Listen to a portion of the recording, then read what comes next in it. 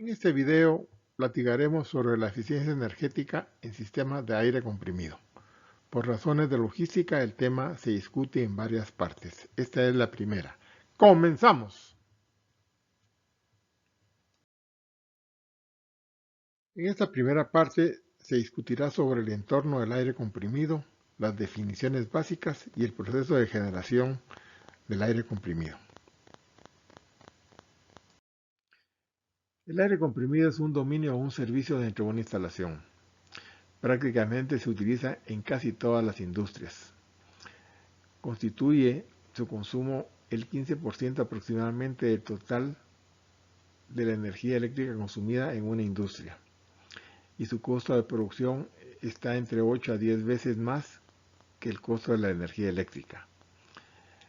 Dentro de los costos de un compresor podemos encontrar que el precio del inversor está alrededor del 19%, el mantenimiento del 7%, los costos de refrigeración un 1% y el consumo de energía 73%. Aquí vemos lo importante que es este elemento dentro de nuestra industria. ¿Por qué se utiliza el aire comprimido?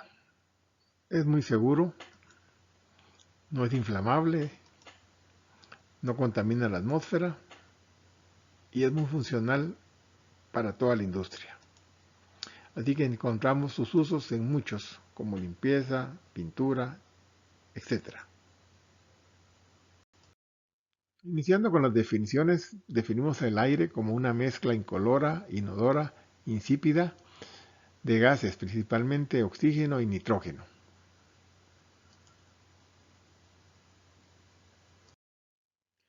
Dentro del proceso del aire comprimido entran en juego algunas unidades físicas, tales como la presión, la temperatura, el volumen, el caudal, etc. Por tanto, es oportuno definir algunas unidades de medida para comprender mejor cómo funciona el sistema de aire comprimido. Vamos a empezar por la presión, que decimos que es la fuerza ejercida de un sólido, un líquido o gas sobre una superficie. Y dentro de esto podemos mencionar lo que sería la presión atmosférica o barométrica, que es propiamente la presión que ejerce la atmósfera sobre la superficie de la Tierra, a nivel del mar. También podemos hablar de lo que sería la presión absoluta, que es la presión medida a partir del vacío, es decir, cuando la presión es cero.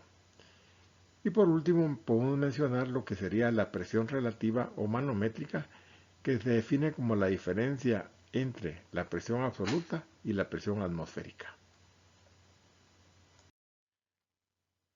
En el sistema internacional, la unidad de medida de la presión es el pascal, la cual corresponde a la aplicación de una fuerza de 1 newton sobre una superficie equivalente a 1 metro cuadrado. Sin embargo, podemos encontrar otras diferentes unidades, como lo que sería la atmósfera, que equivale a la presión que ejerce la atmósfera terrestre sobre un objeto al nivel del mar. También podemos mencionar lo que sería el bar, que es la medida de presión, pero que no es parte de lo que sería el sistema internacional de medidas o de unidades. Podemos mencionar también lo que sería un PSI, que es la presión de 1 libra sobre 1 pulgada cuadrada. Este sería utilizando el sistema inglés. Aquí vemos algunas conversiones entre lo que sería pascal, atmósferas, bares, PSIs, etc. La temperatura es la medida de la energía cinética de las moléculas. Cuando las moléculas están sin movimiento, esta temperatura equivale a 0 grados absolutos. Encontramos los sistemas de medición en lo que sería Celsius, Fahrenheit y Kelvin para la temperatura absoluta. Siguiendo con las variables encontramos el trabajo, que es la fuerza para desplazar un cuerpo de un punto a otro. Su unidad de medida es el joule, que equivale a newton por metro. La potencia, que es el trabajo producido por unidad de tiempo. Su unidad de medida, principalmente a nivel eléctrico, es el watt, que equivale a un joule por segundo. Y luego el caudal, que es el volumen del fluido que pasa por una superficie dada en un tiempo determinado. Se mide en metros por segundo, litros por segundo, etc. El aire comprimido, como es un fenómeno termodinámico, responde a algunas leyes termodinámicas. Por ejemplo, la ley de Boyle, que dice que a temperatura constante el producto de la presión por el volumen es constante. La ley de Charles, que a presión constante el volumen de un gas varía en función del cambio de temperatura. Otro parámetro importante a considerar entre lo que sería un sistema de aire comprimido es la humedad. Inicialmente definimos la unidad absoluta como la cantidad de vapor de agua contenido en un volumen de aire, por lo general de 1 metro cúbico.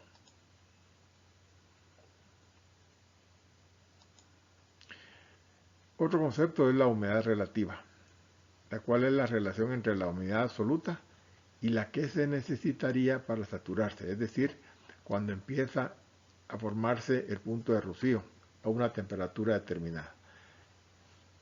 Es importante hacer la aclaración que en un sistema de aire comprimido esto no corresponde con lo que nosotros usualmente tenemos en condiciones ambientales normales. Y por último podemos definir el aire húmedo como el aire que contiene vapor de agua. El proceso de aire comprimido podemos decir que inicia cuando un motor es alimentado con potencia eléctrica, lo cual permite que el compresor absorba aire atmosférico y lo convierta a través de una elevación de presión en aire comprimido. Aquí encontramos escape de calor y el aire ya en condiciones adecuadas a través de una serie de filtros es pasado a lo que sería un depósito o receiver. Posteriormente, la red de distribución, que es una red de tuberías, se encarga de poder llevar el aire a los puntos de uso, usualmente conformados por las denominadas unidades de mantenimiento. Entrando en detalle de cada uno de los componentes de un sistema de aire comprimido, podemos mencionar los compresores, que se ubican en lo que es conocido como la sala de compresores. El compresor, podemos decir que es un equipo que reduce el volumen de un gas o líquido por medio de la presión. Toma el aire de la atmósfera y lo comprime por medio de una elevación de la presión. Aquí lo que se está haciendo con esto es transferir energía para desarrollar un trabajo. Tal como vemos en la ilustración, existen muchos tipos de compresores. El primer gran grupo podemos mencionar que es el compresor de desplazamiento positivo. Este confina en una o más cámaras el aire aspirado, donde lo comprime y por medio de una válvula el aire es descargado a la salida. Entre los compresores de desplazamiento positivo encontramos el compresor de pistón, que es el más antiguo, y también el compresor de rotor. Existe de rotor único y de rotor doble. Dentro de estos se incluye uno de los más populares, que es el compresor de tornillo, y encontramos diferentes modalidades del mismo, ya sea con compresor con inyección de aceite, compresor exento de aceite, que son sobre todo compresores modernos, y el compresor tipo scroll, que también es moderno, el cual está exento de aceite, es muy silencioso, sin vibraciones y presenta una cantidad muy pequeña de fugas. El otro gran grupo de compresores es el llamado compresor dinámico. Aquí encontramos que el aire es aspirado por medio de álabes de un rodete que gira y acelera a gran velocidad. Después se descarga a través de un difusor. Existen tres tipos principales de este tipo de compresor, que son el tipo eyector, el tipo radial y el axial. Para el tratamiento del aire comprimido es importante tomar en cuenta que el aire comprimido aumenta la concentración de agua, además que puede contener aceite y polvo. Si estos no se eliminan, puede causar daños a los equipos a la tubería de distribución y a los procesos, principalmente en aplicaciones muy estrictas como sería la producción de medicinas. Por tanto, se puede utilizar lo que sería para separar el agua, refrigeradores posteriores, separadores de condensación, secadores frigoríficos o de absorción. Para la eliminación del aceite, siempre y cuando no sea un compresor exento de aceite, se pueden utilizar filtros multietapas. Sin embargo, es importante tomar en cuenta que la cantidad de aceite está relacionada con la edad, el tipo, el diseño y las condiciones operativas del compresor. Y por último, es importante también la eliminación de microorganismos. Es importante tomar en cuenta que más del 80% de las partículas que contaminan el aire son de cantidades y tamaños muy reducidas. Estamos hablando de millonésimas de metro y por tanto pueden atravesar los filtros de aspiración de una manera muy fácil.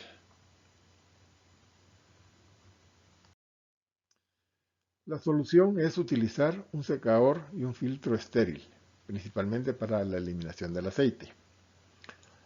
El filtro debe especificarse a la temperatura determinada. Usualmente se especifica a 21 grados centígrados y son filtros de carbón. El secado del aire se logra con un refrigerador posterior y un separador de humedad. El equipo de secado debe especificarse para la temperatura de punto de rocío a presión.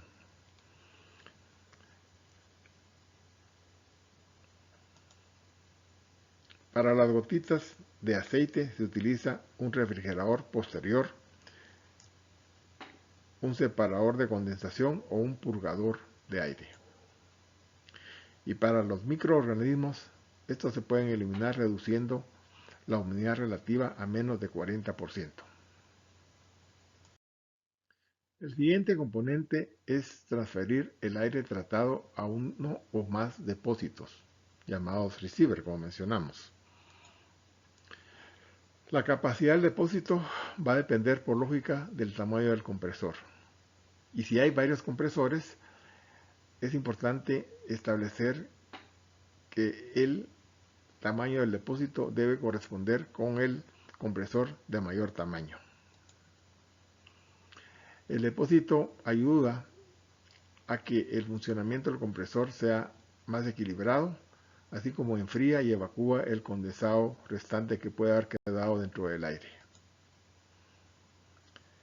El régimen de consumo del aire en la planta va a determinar dónde y cuántos diferentes depósitos se pueden instalar a lo largo de la trayectoria del aire comprimido. La red de distribución tiene como finalidad llevar el aire producido en las fuentes hacia los puntos de uso.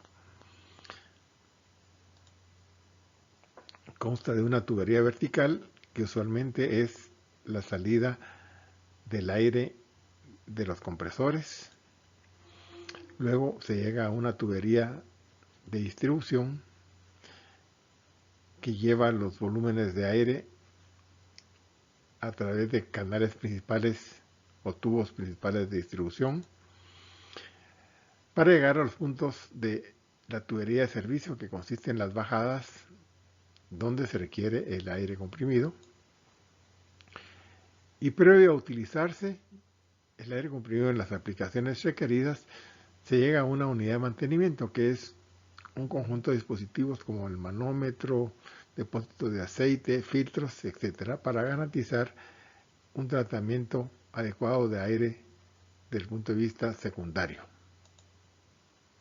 Es importante también mencionar que los materiales de las tuberías, el más recomendable podría ser el aluminio y el acero inoxidable, y que la utilización de acero galvanizado no es tan recomendable, tomando en cuenta que presenta problemas de corrosión y también de impregnación de materiales. Hasta aquí llegamos en esta primera parte. Los invitamos a que estén con nosotros en la parte número 2, que trata sobre medidas de eficiencia energética para sistemas de aire comprimido. Gracias.